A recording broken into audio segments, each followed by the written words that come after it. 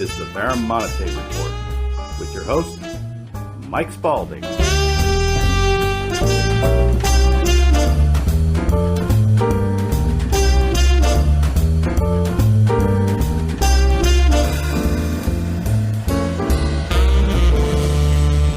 Hi, friends. Thank you for joining me today for this episode of the Verum Monitae Report. I am your host, Mike Spaulding. Ephesians 3, 8 through 10 reads this way. Ephesians 3, 8 through 10.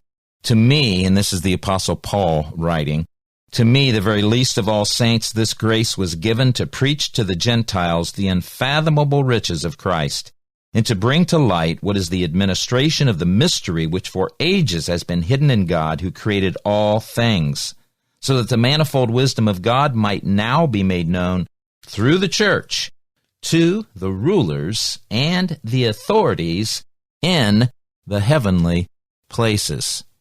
Friends, I like that passage of Scripture because it very clearly tells us that our life, lived with courage and with boldness, is a testimony to the glory of God, but also to the wickedness on the earth and in the heavens. And that is what we are to do day by day as the Lord tarries and gives us strength. The Verum Monitae Report, friends, warned by truth. Warned by truth. That's what Verum Monitae means in the Latin, warned by truth. And I want to do that episode by episode and encourage you in the fight that you might find yourselves in. We're going to be going over some news and some articles and things of interest to me. I pray that they will be an encouragement to you. Please share this show with your friends. The Verum Monitae Report, found on Apple iTunes. It is part of the GK Podcast Network, the gatekeepersonline.com. You can find us there. I was reading today an article on the Gatestone Institute, the International Policy Council.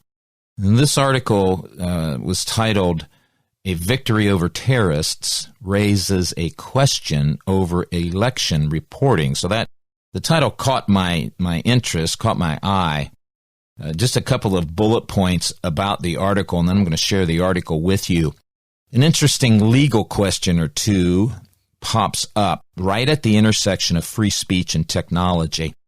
Corporate standards for content and how internet platforms engage in editorial decisions over content matter is increasingly becoming a point of contention. Now, we know that with all of the platforms that are wanting to censor and actually deplatform people who have viewpoints and opinions that they don't agree with. Now, I don't know what your opinion on that is, but I think it's egregious in a nation such as America. Free speech is on the ropes, folks, and don't argue with me about, well, they're private companies, they can do what they want. That's nonsense. These social media companies are out there in the public domain. They are no longer and should no longer be considered private companies that can do what they want to do. You cannot suppress free speech, folks. You cannot. And at the same time, think that you're going to benefit from government protections, because that's what all these social media platforms, they've been double-dipping both sides, and it's time that comes to an end, folks. Policing content and platform liability get more complicated with each and every passing day. And again, I am on the Gatestone Institute website. The article is "A Victory Over Terrorists Raises a Question Over Election Reporting."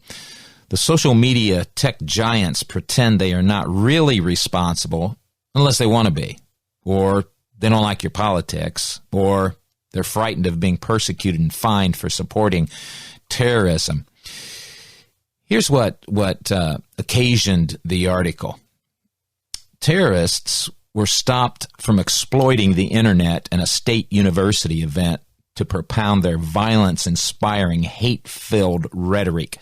10 days ago, in late September, several online news and social media fora sounded the alarm over San Francisco State University hosting the terrorist Leila Khalid on September 23, 2020, via an internet-based open classroom event. The occasion was described as a historic roundtable conversation with Palestinian feminist, militant, and leader Leila Khalid, followed by Q&A discussion with students, activists, and scholars. So this was billed as Whose Narratives? Gender, Justice, and Resistance, a conversation with Leila Khalid. The title itself, folks, is a red flag, and you should see it for precisely what it is. This is dog whistling to the America haters, the God haters, the supporters of Islamic jihadism, terrorism, those that want to pull down our nation, destroy it completely.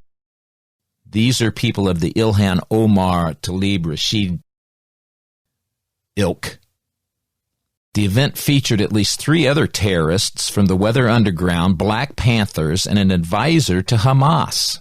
That's right, San Francisco State University hosting a teleconference, Whose Narratives? Gender, Justice, and Resistance, a conversation with Leila Khalid. The good news is, folks, is that this event was canceled. While Khalid is not specifically designated a terrorist, the Popular Front for the Liberation of Palestine is a designated organization, and Khalid is a member of the terrorist organization's Politburo. Because the online event was an internet open classroom, there were no specific issues related to her physical admissibility to the U.S. Khalid has spoken in Europe several times, including at the EU conference in Brussels in 2017, but the same year she was denied entry to Italy. Khalid was invited by the roundtable organizer, a professor, in fact, at San Francisco State University, Rahib Abdullahadi, of the San Francisco State University Arab and Muslim Ethnicities and Diasporas program. She has a long history, Abdullahadi, speaking of her, has a long history of Palestinian anti-Jewish activism, including establishing ties between San Francisco State University and Hamas-affiliated universities. In 2014, in fact, she led a university-funded delegation of academics to the Middle East, where it met with Leila Khalid and Sheikh Raed Salah, leader of the northern branch of the Islamic movement in Israel, who has funded the terrorist organization Hamas.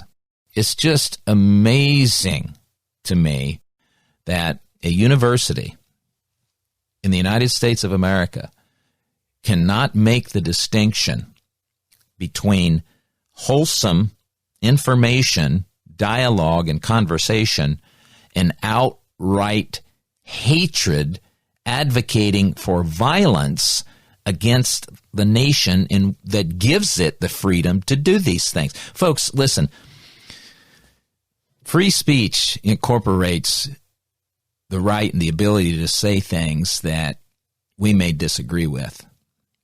But it also means that when situations like this that are so clearly anti-American, anti-freedom, anti-liberty, this isn't just about expressing a viewpoint that people might disagree with. This is about advocating for the violent overthrow and destruction of our nation. This kind of nonsense needs to be stopped. Well, there's some good news. First Zoom, then Facebook, and finally YouTube rejected hosting these terrorists.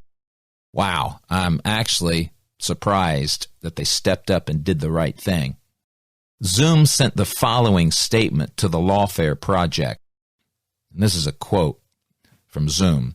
Zoom is committed to supporting the open exchange of ideas and conversations subject to certain limitations contained in our terms of service, including those related to user compliance with applicable U.S. export control sanctions and anti-terrorism laws.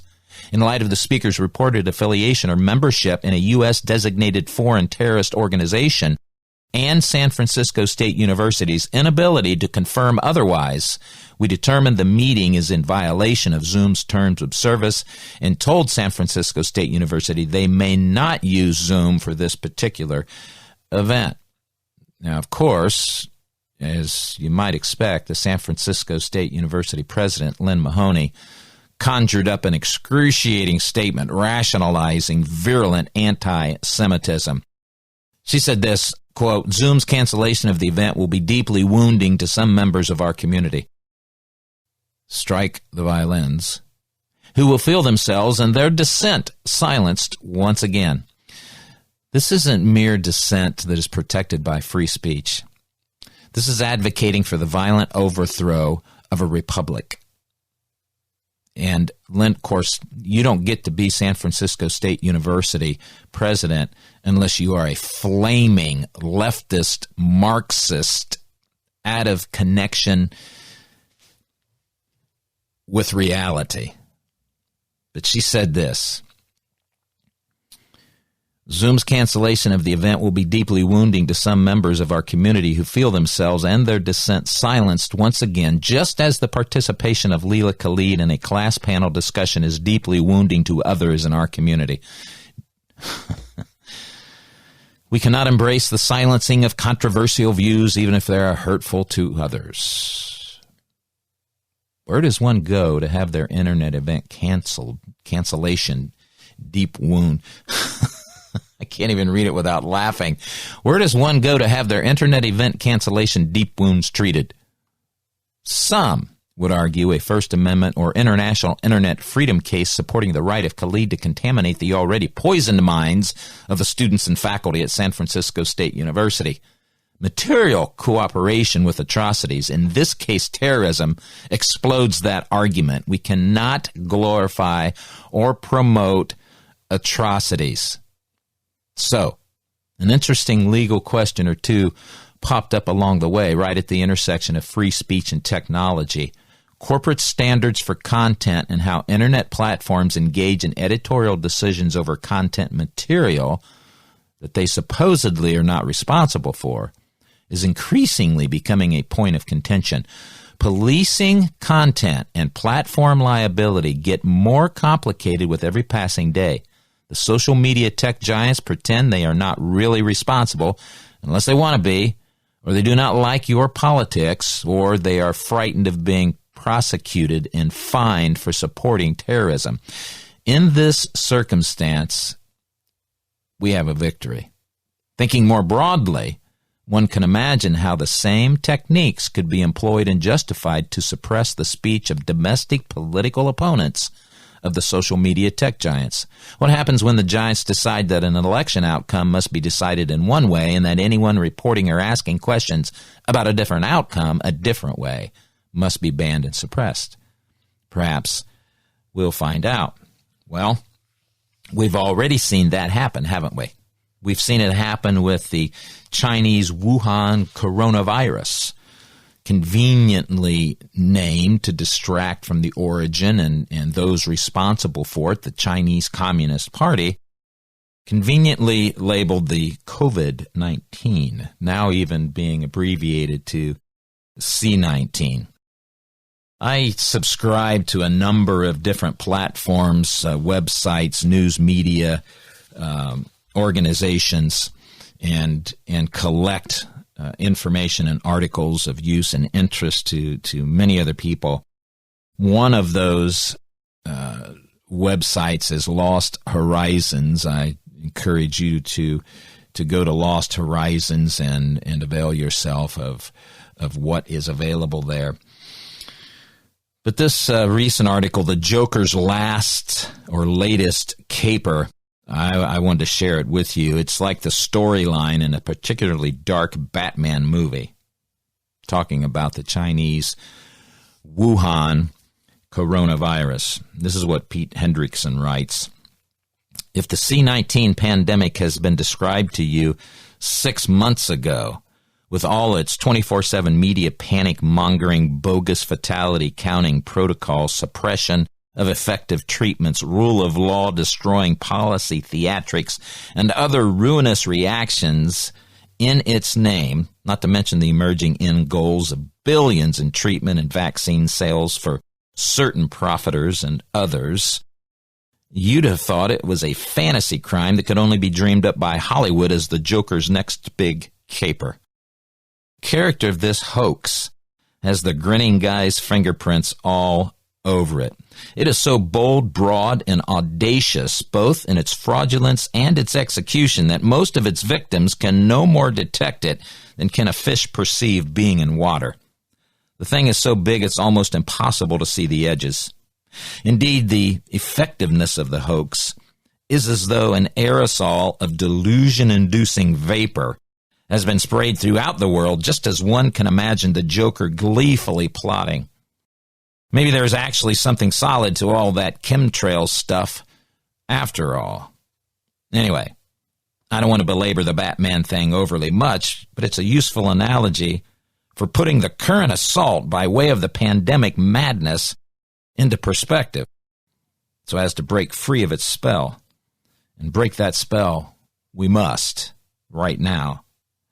What's being done to you and your kids right now under the mantle of this C-19 is the plague reborn hoax, is horrendously evil and destructive, economically, philosophically, and spiritually.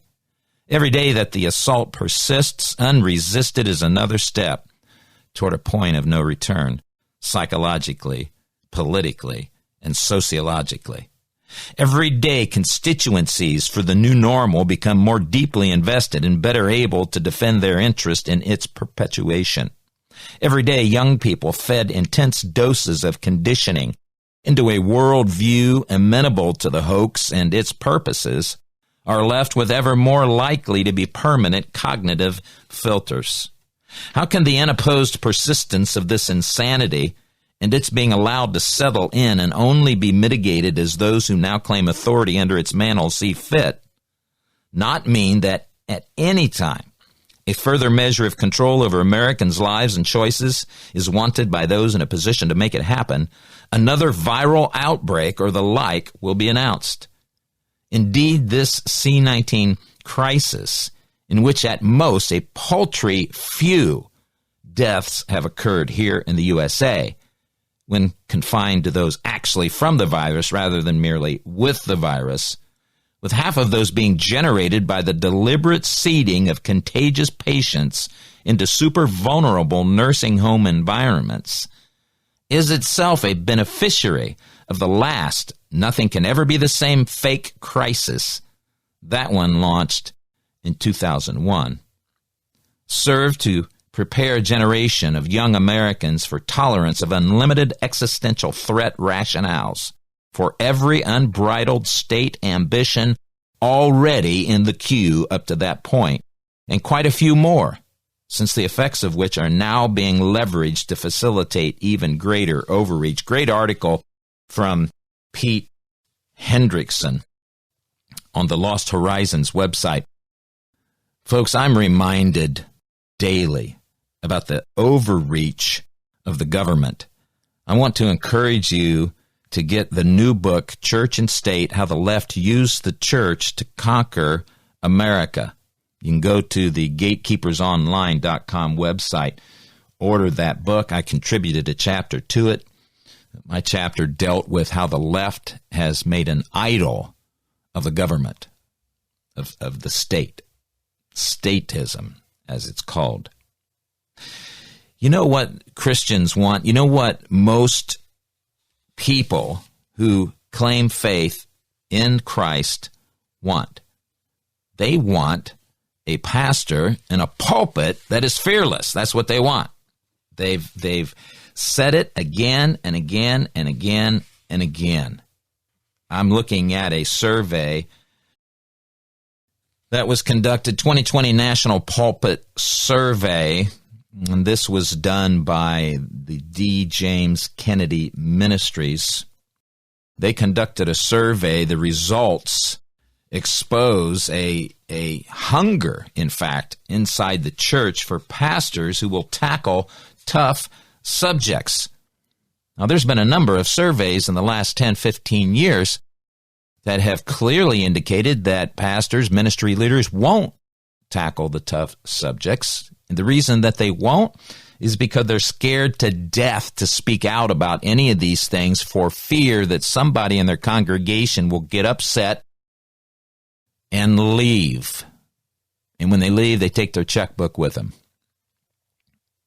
That's pretty much what it boils down to these days. And that's a tragedy. That's a tragedy.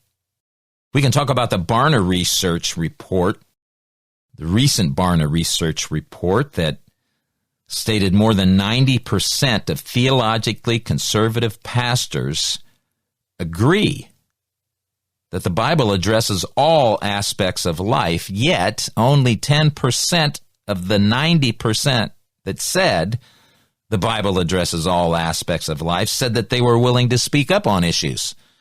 And these are issues that have been in the public square of debate and conversation for many years. Issues like abortion, religious liberty, sexual identity. They simply won't speak about these issues. And the reason why? Well, they're concerned about their jobs. That, friends, should not be so. We have a coup d'etat, happening right now in the United States of America. It is happening through the alliance of several wicked organizations and systems. Communism, Marxism, socialism, leftism, progressivism, united, those are the reds, united with Islam. I would call that the green side. Jim Simpson has wrote extensively on this, the red-green axis, among other things. In fact, I would encourage you to check out the Center for Security Policy. All sorts of free resources there, free ebooks, free articles, all talking about and giving firm, hard data about what's happening in America. You cannot deny what is happening in America, folks. It's all over. We see it splashed all over our media day by day. We see it in the attack on our president. We find it even in the small towns these days. There is a religious and civic jihad going on in America. I recently wrote an article and examined this in depth. I want to share that with you. And by the way, you can find my articles, my commentary on a number of different places.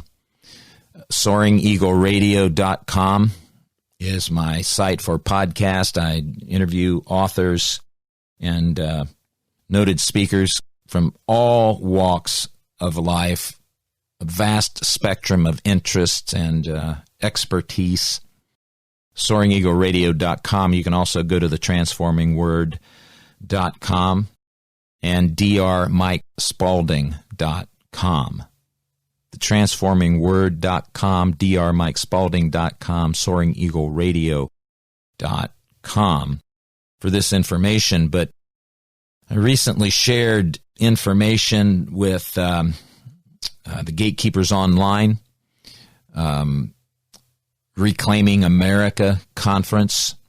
I talked about the real religious jihad in America. And this is what I wrote. We are living in a time of revealing. Christians, conservatives, libertarians, patriots, and other freedom and liberty-minded people should take the time to rejoice. There are many reasons to rejoice today, but here is one that some may be missing. We should rejoice because the God haters, the America haters, the freedom haters, the liberty haters, in short, the satanic, demonic leftists among us, are finally being exposed on a scale and at a depth never before seen in American history. Leftists, Marxists, communists, America haters, and God haters of all or no political persuasion all have one thing in common. They serve a demonic master who has completely destroyed their innate ability to reason for the common good. I and many others have said for many years that leftist politics, whether Marxist or globalist, is a mental disorder. We are seeing that truth verified like never before. Governors and mayors across America who march under the banner of the Democrats, and some even as Republicans, have been doing us a great favor by showing who they really are. Governor Gretchen Whitmer in Michigan, Gavin Newsom in California, Andrew Cuomo in New York, Kate Brown in Oregon, Andy Beshear in Kentucky, Tim Walz in Minnesota, Tony Evers in Wisconsin, and many others have shown their true allegiance is not to their constituency, is not to the constitutional rights of their state's citizens, but is instead to their utopian vision of all people living as serfs to the all-powerful state. In a word, friends, tyranny. They're busy pontificating in unlawful and unconstitutional ways that are destroying individual freedom and our God-given constitutional rights. The reason they are doing this is because they've done it before with little to no resistance. These leftists, Marxists, and I call them Luciferians, now hiding under the Orwellian moniker of progressive, have enjoyed the complete sanctioning of the mockingbird American media. The media industrial complex, which is wholly owned by the Central Intelligence Agency, obfuscates truth and as a whole regurgitates officially sanctioned and carefully crafted disinformation aimed at keeping the dumbed-down American public asleep and coddled at the breast of an ever-increasing federal government that has become, in fact and in practice, an oligarchy. This is tyranny, friends. Americans are being enslaved, and the vast majority doesn't know it and doesn't care, apparently. Today, Christians not bamboozled by false doctrine and teaching about subservience to the state as master, conservatives not beholden to a political party for their voice, and patriots who understand the dire times we live in are rising up and offering stiff pushback. Americans who understand what the Founding Fathers bequeathed to us are rising up and saying no more. Protests are growing and political fallout is on the horizon. I'm going to come back to the subject, is it right to protest, because I've got some information, a perspective that I want to share, but I want to continue with this, the real religious jihad in America. We should be encouraged by this rise in protests. However, we must maintain our strong opposition to what has embedded itself in our national fabric. Indeed, I believe we must destroy it, as it is a disease and cancer upon any free people and nation. What you need to know today, friends, is that the leftists, the Marxists, the communists, the progressives in our midst have all revealed their religion.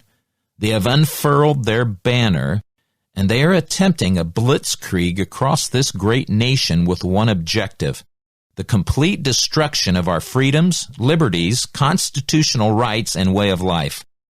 We cannot allow them to win this war, and we must aggressively oppose this takeover of America with every available resource we have at our disposal.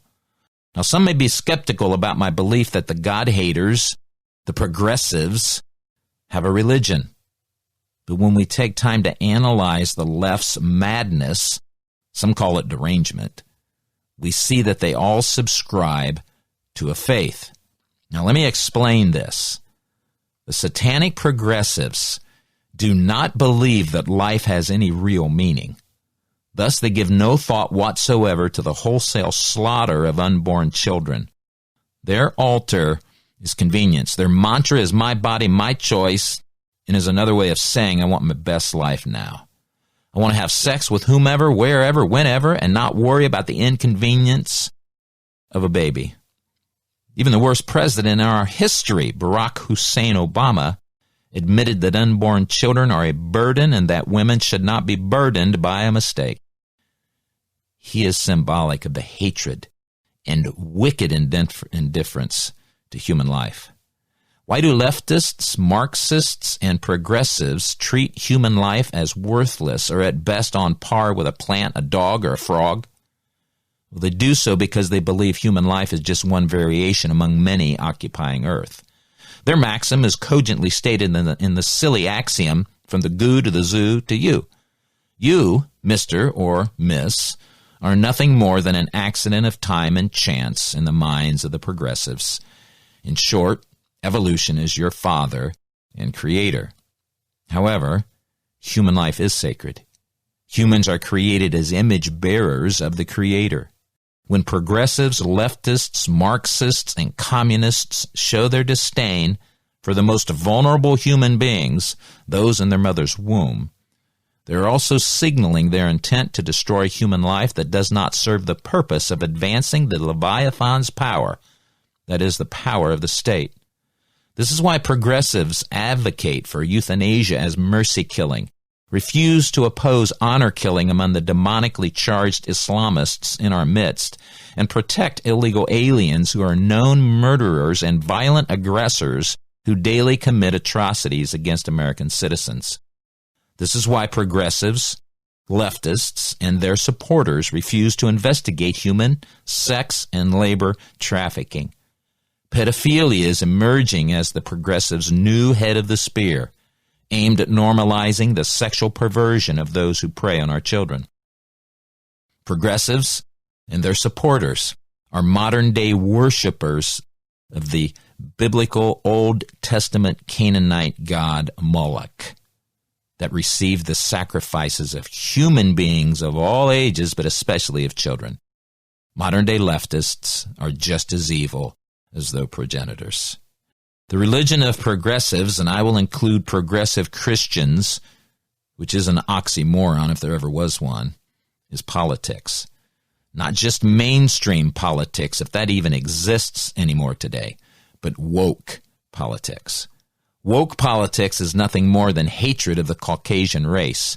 For white liberals, it is self-loathing. For people of color, it is cover for their blatant racism. The goal of woke politics and woke religion is the total destruction of America and the deliberately engineered reconstructing of it as a progressive utopia where alleged marginalization and marginalized people of gender and sexual dysphoria, people of color, people of inherent practices and beliefs foreign to this nation and our history, will rule and enforce their version of justice upon the majority. If you are white, then you are guilty of crimes against these minority and special interest groups. That's what they believe and advocate. If you think I'm exaggerating, then you're deceived and ignorant, willfully or because of slothfulness. Here's what you need to know about the Trojan horse called critical race theory.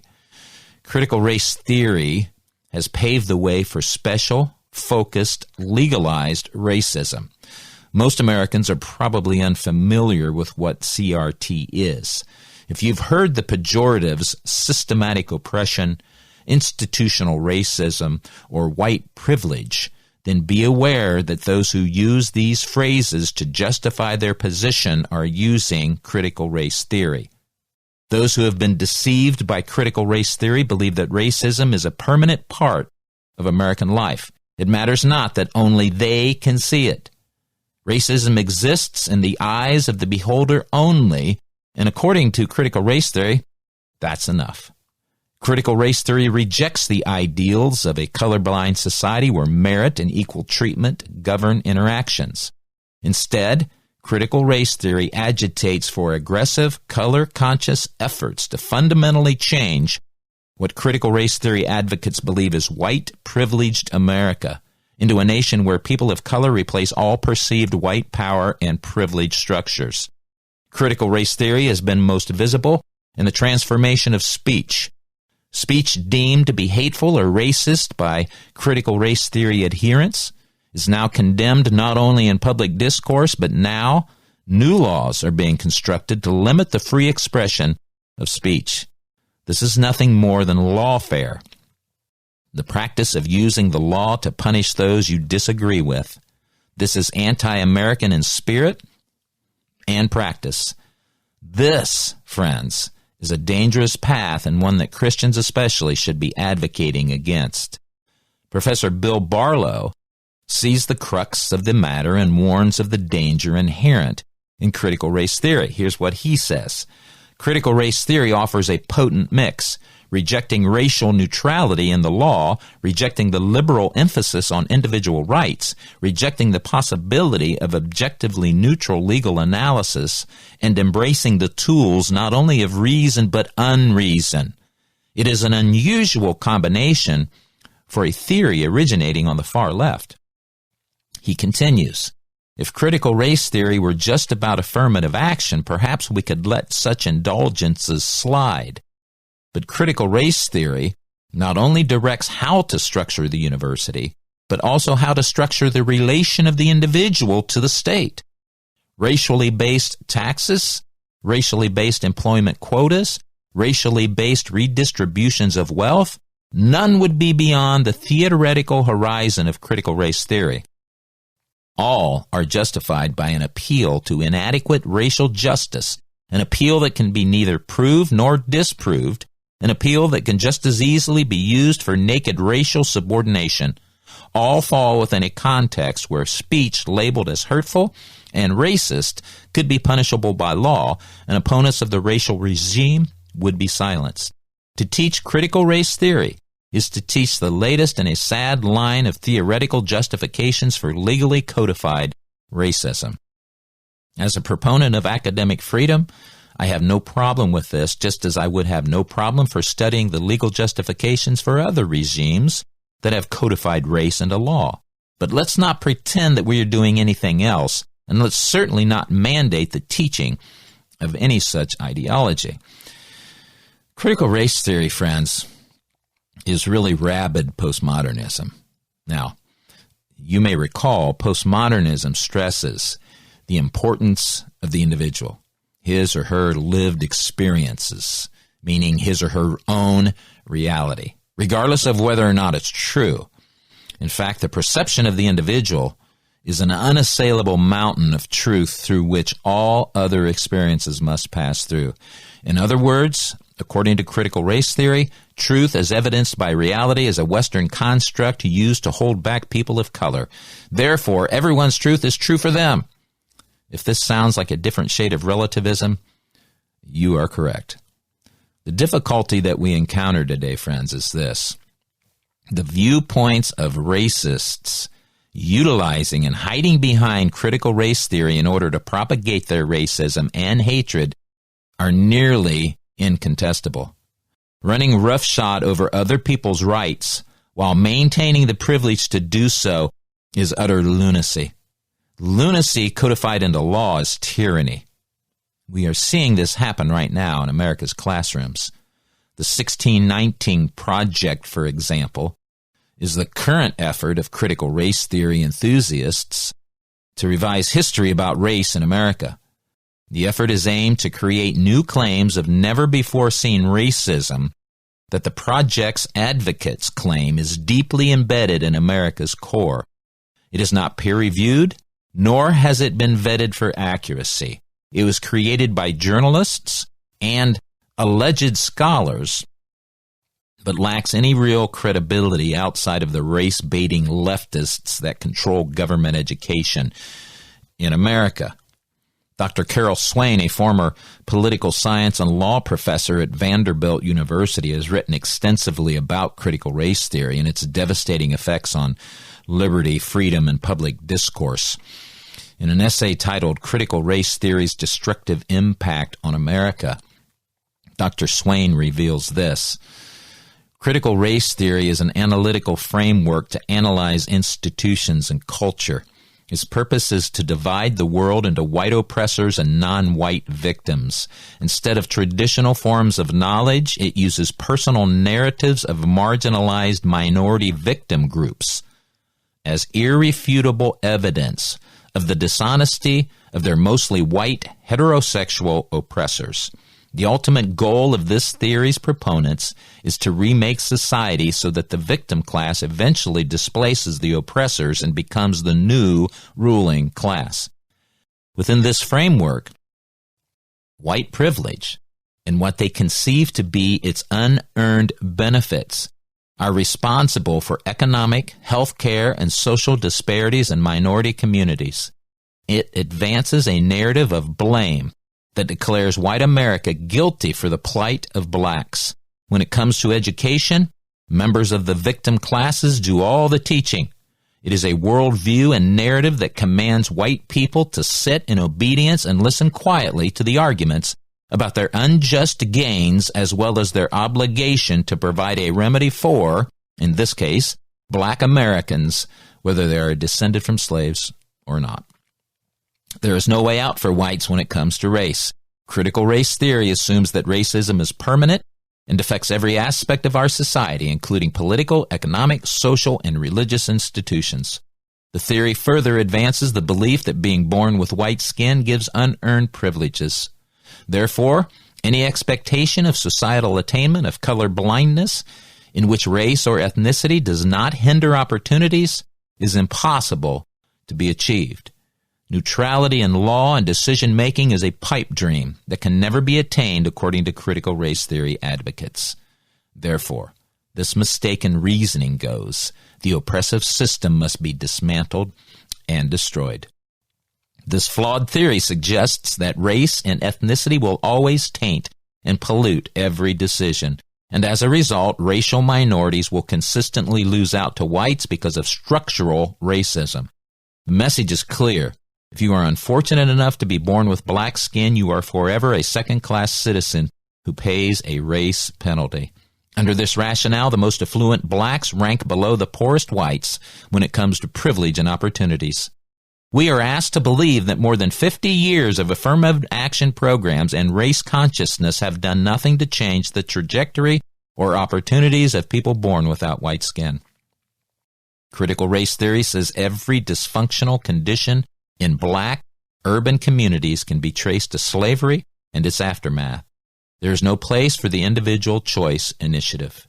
What critical race theory actually accomplishes is to create anger, frustration, and despondency among persons in the victim categories who internalize that destructive message. Universities and colleges have created a cottage industry of people who profit from indoctrinating America's future leaders with a dangerous and destructive ideology.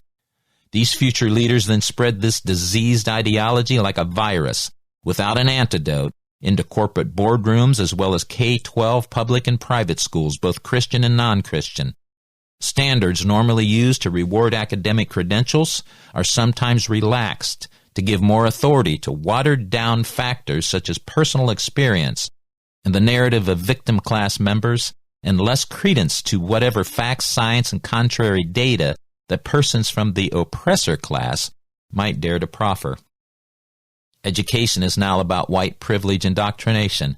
According to the narrative, all white Americans are guilty oppressors who have benefited from their white skin even if their parents are, say, Appalachian poor or high school dropouts working at the local big box franchise store, if employed at all.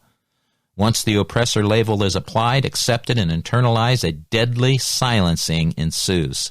In some cases, animated videos with messages of white guilt and oppression shown to middle and high school students create damaging images where whites are taught guilt and minorities are assigned permanent and debilitating victimhood.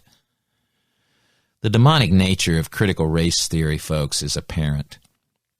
Critical race theory advocates for the godlike status of their perspective. People are not permitted to decry their views because doing so is evidence of racism.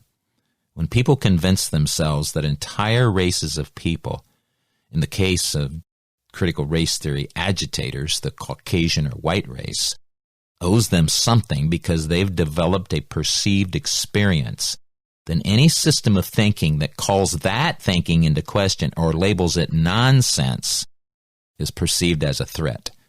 Therefore, critical race theory proponents and the numerous militant special interest groups that utilize and supports it are convinced that any and all resistance, including physical violence, is warranted. Violence is just one strategy of the social justice warriors today. Why would any Christian support this satanic wickedness? If you want to understand the complete conquest of American universities, all you need to know is that social justice and the larger theory of critical race theory is a religion. Victimhood is its doctrine, and their priesthood is anyone who hates whites, Christians, and people of any color who are conservatives or libertarians. Now, critical race theory and social justice are at the center of Marxist, leftist, progressive politics. Attorney General William Barr sees progressivism as a religion as well. Here's what he said recently. In any age, the so-called progressives treat politics as their religion. Their holy mission is to use the coercive power of the state to remake man and society in their own image, according to an abstract ideal of perfection. Whatever means they use are therefore justified because, by definition, they are a virtuous people pursuing a deific end. Now, let me answer the naysayers who believe that leftists, Marxists, communists, Democrats, progressives are irreligious. Any religion seeks to answer four primary questions. Those four questions are related to origin, meaning, morality, and destiny. In other words, where did we come from? What is our purpose? What determines right and wrong? What happens when we die? Those are basic questions that all human beings seek to answer. Well, progressives, leftists, Marxists, and Democrats say that life is expendable. That means there is no supernatural origin, no creator other than Mother Nature. Since life is an accident, there's no significance to it, and therefore no meaning to life. Human beings can be sexually abused for the pleasure of their abusers and then discarded when no longer useful to that end. Jeffrey Epstein was a monster and a master at this very thing, and he knew of many other powerful people who treated other human beings as chattel. He was murdered under solitary confinement because he was going to name names. The enemies of America, such as the Obamas, the Bidens, the Pelosi's, the Schumers, numerous Hollywood stars, the CIA-controlled media, and many so-called Christians, who are in fact in full-blown apostasy, believe that might makes right.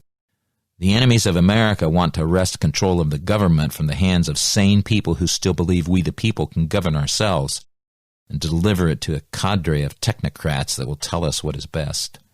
The progressives are fighting for the victory of their religion, which is state power, and unrelenting coercion by the state. And that, friends, is tyranny. But they're doing so because they think they are the virtuous ones. Their worldview makes them believe they are right, that they're honorable, they're just. Here's how Thomas Sowell described them in his book, The Vision of the Anointed. The great ideological crusades of 20th century intellectuals have ranged across the most desperate fields, from the eugenics movement of the early decades of the century to environmentalism of the later decades, not to mention the welfare state, socialism, communism, Keynesian economics, and medical, nuclear, atomic, and automotive safety. What all these highly disparate crusades have in common is their moral exaltation of the anointed above others, such as flyover people, the great mass of despicables or deplorables, to quote the Wiccan high priest Hillary Clinton, who are to have their very different views nullified and superseded by the views of the anointed, imposed via the power of government. Despite the great variety of issues in a series of crusading moments among the intelligentsia during the 20th century, several key elements have been common to most of them.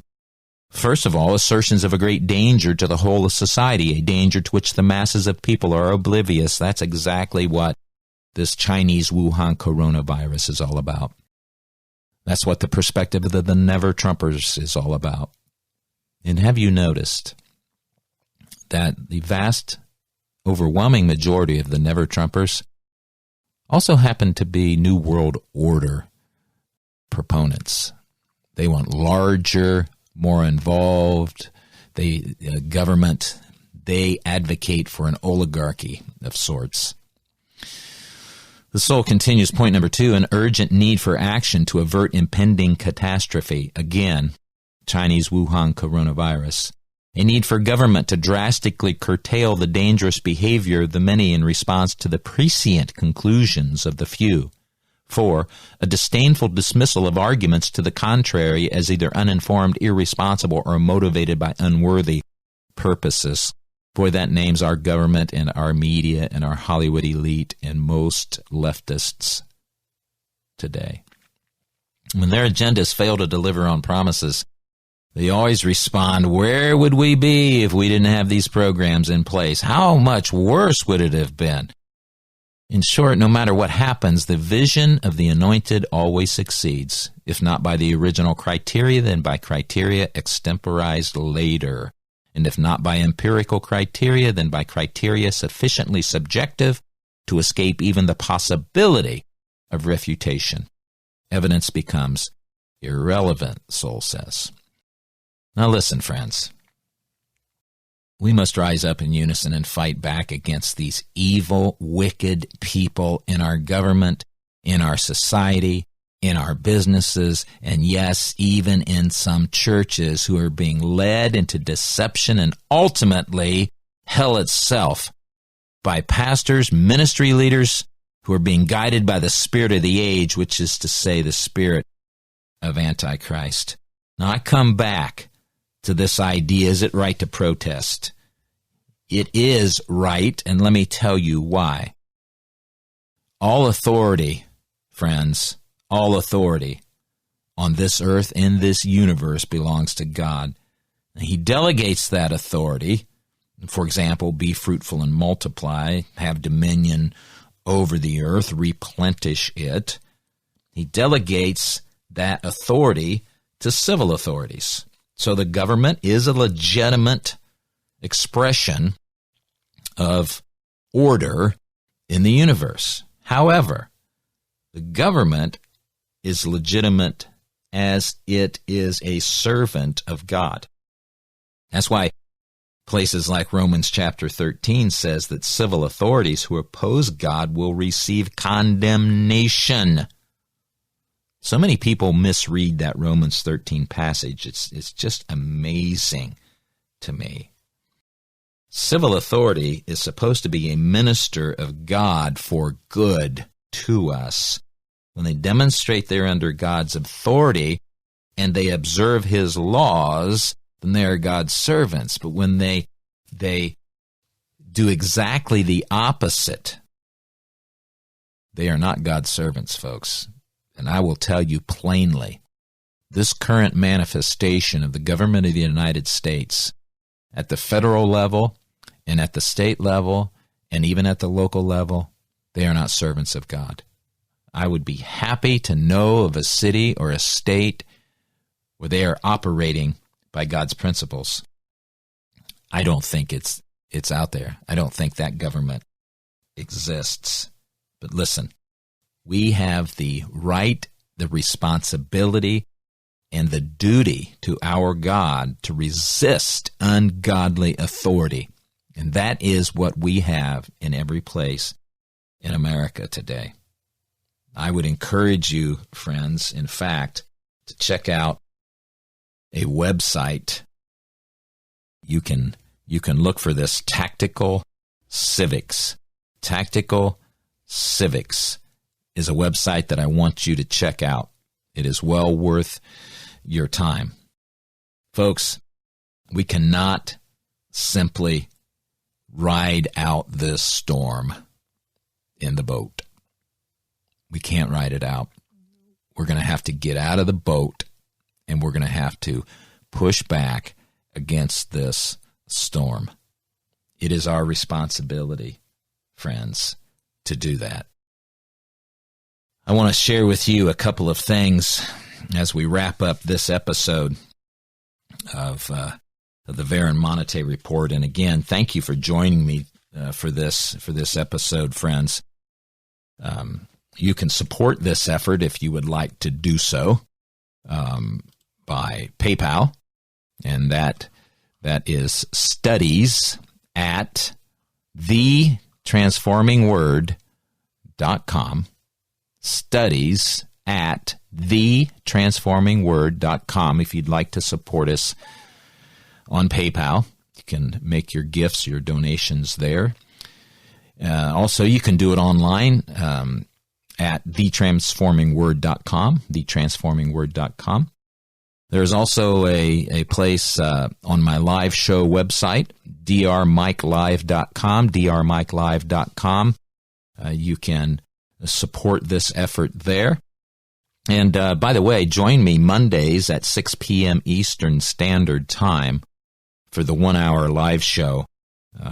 Wide variety of conversations, guests, and topics. That's Dr. Mike Live, drmikelive.com, Mondays at 6 p.m. But I gave you that picture of getting out of the boat. Getting out of the boat. Well, I get that, of course, from the Scriptures, where the disciples were on the Sea of Galilee and the sudden storm blew in and they were all fearful. All these seasoned fishermen that had been through hundreds of storms before were all fearing for their lives. And so they saw Jesus coming to them, or what the Scripture says they thought was a ghost walking to them. And when he got close enough, Peter recognized that it was Jesus. You remember? And he said, "If it's you, bid me come out of the boat." Well, I find that very, very instructive. What did Peter do? He got out of the boat. Peter's criticized, of course, for starting to sink and crying out. Well, he started to sink because he took his eyes off of Christ. But here's something else you need to consider, friends. Jesus came walking to those disciples on the water.